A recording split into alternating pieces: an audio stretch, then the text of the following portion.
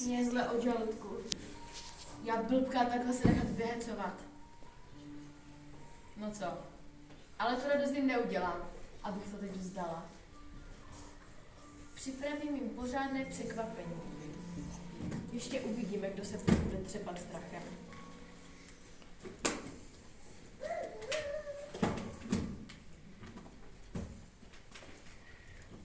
Až uvidí tu bledou tvář, strhané rysy, modré ty a to pořádné upíří kousnutí na krku. Skvěle.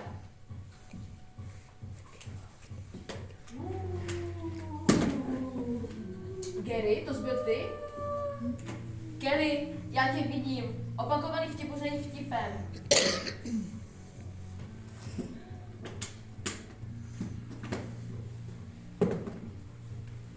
Krev.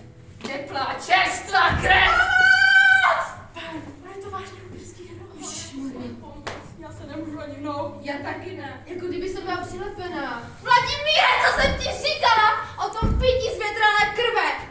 Úplně nechutné, co pak nevíš, že už ho pokousal jiný upír.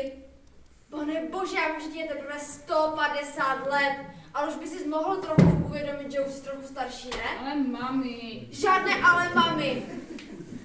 A co to máš na sobě, pane bože, takové roztrhané oblečení? To si bez tak pochytil od té hnusné vlkolačí bandy, co se tam s nima táháš někde. To nejsou žádní. Ale, už jsi udělal ten domácí úkol o krevních skupinkách? Sadím se, že ne. A co to netopíří létání? Máš zase 4, Vladíku. Ty jsi hamba rodiny. Já tě nepustím na prázdniny ke stejné doby Drakulovi do Transylvánie. Mami, že jste mi to slíbili. Žádné ale, mami, to na mě neplatí.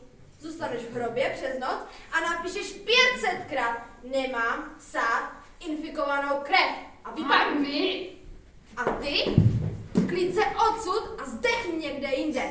Ať tady nemusím honit po hřbitově.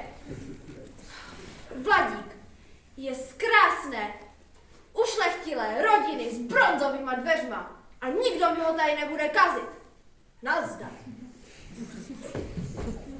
Jamie, teď pohodě. Jo, dobrý, jen moc nemůžu hýbat krkem. Vážně ti nic neudělali? Ne, jen jsem se hrozně vyděsila. Mi taky. Já si myslím, že bychom měli hnedka vypavit. Co když se ještě vrátí? Počkejte, ale jedno mi nejde na rozum. Co? Všimli jste si, jak ta upířice mluvila? Mluvila stejně jako moje matka. No jo, celá moje matka. Tak ani ti upíři.